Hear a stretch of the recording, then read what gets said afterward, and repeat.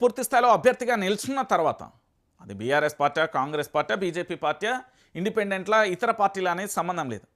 ఆ పార్టీ అభ్యర్థి ప్రజల ప్రేమలను మన్నలను పొందాల్సిన వ్యక్తి బెదిరించే ప్రయత్నం చేస్తూ ఇష్టానుసారంగా మాట్లాడుతూ ఉంటే ఆ వ్యక్తి మీద ఎందుకు కేసులు పెడతలేరు అనేది అడుగుతున్న ప్రశ్న ఇది. రాష్ట్ర వ్యాప్తంగా ఒక పోలీస్ ఆఫీసర్గా పనిచేసిన ఆర్ఎస్ ప్రవీణ్ కుమార్ అడుగుతున్నాడు. ఏమని అడుగుతున్నారు? జూబ్లీహిల్స్ని అయ్యే జాగిరా అంటే ఇక్కడ వ్యవస్థ పూర్తి స్థాయిలో ఎన్నికలకు ముందే రౌడీజం జరుగుతున్నది. పోలీసు వాళ్ళందరూ ఎక్కడి వేలు, పోలీసు అందరూ కూడా ఇక్కడికి రావాల్సిన అవసరం ఉంటుంది కదా. పోలీసులు ఇక్కడ పూర్తి స్థాయిలో ఎఫ్ఐఆర్లు ఎందుకు నమోదు చేయట్లేదు, సుమోటోగా కేసులు ఎందుకు పెట్టట్లేదు? ఇదే ప్రశ్నించినందుకు సోషల్ మీడియాలో ఇష్టానుసారంగా కేసులు పెట్టిలు కదా, మరి ఈ విషయానికి ఏమైంది అని అడుగుతున్న పరిస్థితి కనబడతాను. ఇక దీనికి రిలేటెడ్గానే ఇంకొక అంశం కూడా ఉంది. కాంగ్రెస్ను గెలిపిస్తే రౌడీలకు సంబంధించి మొత్తం ఇల్లును రౌడీ మామూలు ఇవ్వాల్సిందే పూర్తి స్థాయిలో కూడా ఇక్కడ కనబడుతుంది. ఇదే కాదు, ఇంకొక అంశం ఉన్నది. నేను వేరే రాష్ట్రీయం అనుకున్నా. ఇక్కడ విషయం ఏంటంటే కాంగ్రెస్ పార్టీ గెలిస్తే గతంలో మీరు చూసిలు ఆ వీడియో ఇప్పటికీ కూడా సోషల్ మీడియా మాధ్యమాలలో వైరల్ అవుతూ ఉంటుంది. ఇజ్రాలను కూడా బెదిరించి మామూలు ఇవ్వాలని బెదిరించాలనే సంఘటన కూడా అక్కడక్కడ సోషల్ మీడియాలో మీకు ఎక్కడైనా కనబడుతుంది. ఇదొకటి. రెండో విషయం ఏంటంటే కాంగ్రెస్ గెలిస్తే పూర్తి స్థాయిలో కూడా మామూలు ఇవ్వాల్సిందే రౌడీలకు. ఓటమి భయంతోనే నవీన్ ధమ్కీలు ఇస్తున్నారు. ఇది ప్రభుత్వానికి బుద్ధి చెప్పే ఎన్నిక. కారుకు బుల్డోజర్కు మధ్య పోటీ. పైసలు ఇచ్చి గెలవాలని కాంగ్రెస్ ప్లాన్. రాష్ట్ర ప్రజల్ని మోసం చేసినోడు జూబ్లీహిల్స్ను బాగు చేస్తాడా? తెలంగాణ భవన్లో కేటీఆర్ చెప్పిన అంశం.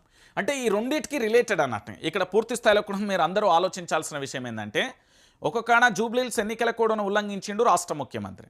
ఆ ఉల్లంఘించినందుకు ఎందుకు కేసు పెట్టరు అనేది బీఆర్ఎస్ నేతల ఆగ్రహం. అదే రిలేటెడ్గా ఇష్టానుసారంగా మాట్లాడితే సుమోటోగా ఎందుకు కేసులు నమోదు చేస్తలేరు అనేది ఇంకొక ఎపిసోడ్.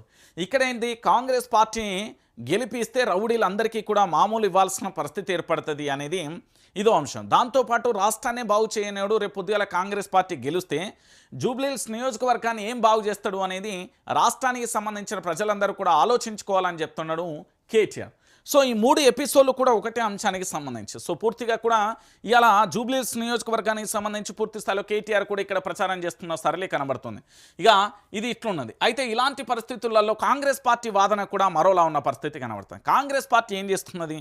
పూర్తిగా కూడా జూబ్లీహిల్స్ నియోజకవర్గంలో ముస్లిం అంటే మైనార్టీలకు సంబంధించి 60% ఓటు బ్యాంక్ ఉన్నది కాబట్టి ఎట్టి పరిస్థితులలో వాళ్ళందరినీ కూడా వాళ్ళ వైపు డైవర్ట్ చేసుకున్నందుకు ఇప్పటికే పూర్తిగా కూడా ఏం చేసింది, ఇక్కడ పూర్తిగా కూడా మనందరికీ తెలిసిన విషయమే. ఏం చేసింది అంటే రాష్ట్ర ప్రజలందరికీ కూడా ఒక క్లారిటీ ఉంది. ఇప్పటికే ముస్లిం మైనార్టీలకు సంబంధించి 60% పైగా ఉండడంతో ఎంఐఎం పార్టీ మద్దతు కూడగట్టుకున్నది. దాంతోపాటుగా ఇక్కడ కనబడుతున్నది కదా అజారుద్దీన్కి సంబంధించి పూర్తిగా కూడా ఏం చేస్తున్నది అంటే మంత్రివర్గంలోకి తీసుకుంటుంది. మంత్రివర్గంలోకి అజారుద్దీన్ రేపు ప్రమాణ స్వీకారం చేసే ఛాన్స్. రాజ్భవన్కు చేరిన సమాచారం. జూబ్లీహిల్స్ ఎన్నిక వేళ కేబినెట్ విస్తరణ. ముస్లిం ఓట్ల కోసమే హడావిడి నిర్ణయం. రేవంత్ను కలిసిన అజారుద్దీన్ అంటూ కూడా చెప్తున్న పరిస్థితి కనబడుతుంది. ఇక్కడ విషయం ఏంటి అంటే తెలంగాణ ప్రాంత ప్రజలందరికీ కూడా తెలుసు కాంగ్రెస్ పార్టీకి సంబంధించి పూర్తిగా కూడా కేవలం ఏంది అంటే తన యొక్క ఓటు బ్యాంకు రాజకీయాల కోసం మాత్రమే ఇక్కడ పూర్తిగా కూడా ఏం చేస్తున్నది అంటే అజారుద్దీన్కి ఈరోజు మంత్రి పదవి వచ్చింది. సో మొత్తానికి అజారుద్దీన్కు మంత్రి పదవి రావడం కూడా మంచి పరిణామమే, దాన్ని స్వాగతించాల్సిన విషయం. కానీ ఎన్నికల వేళ ఇవ్వడానికి వాళ్ళ యొక్క సామాజిక వర్గాన్ని కాంగ్రెస్ వైపు డైవర్ట్ చేయడానికే ఈ యొక్క నయా ప్లాన్కు తెర తీసిండు రేవంత్ రెడ్డి అనే ఆరోపణ కూడా వినబడుతుంది. ఇంకొకటి ఏంటంటే దీనికి పూర్తి స్థాయిలో కూడా మరో అంశాన్ని కూడా చూడొచ్చు. హైదరాబాద్ ప్రపంచ దృష్టిని ఆకర్షిస్తున్నది. ఎప్పుడు? కాంగ్రెస్ పార్టీ అధికారంలోకి వచ్చినప్పుడా? కాదు. బీఆర్ఎస్ పార్టీ 2014 అధికారంలోకి వచ్చినప్పటి నుంచి 2022 వరకు కూడా ప్రపంచ దృష్టిని హైదరాబాద్ ఆకర్షించింది. కానీ ఈ కాంగ్రెస్ పార్టీ అధికారంలోకి వచ్చినాక ప్రపంచ దృష్టిని కాదు కదా హైదరాబాద్ దృష్టిని హైదరాబాద్ కూడా ఆకర్షించలేకపోతున్నది అనేది హైదరాబాద్ ప్రజల మాట.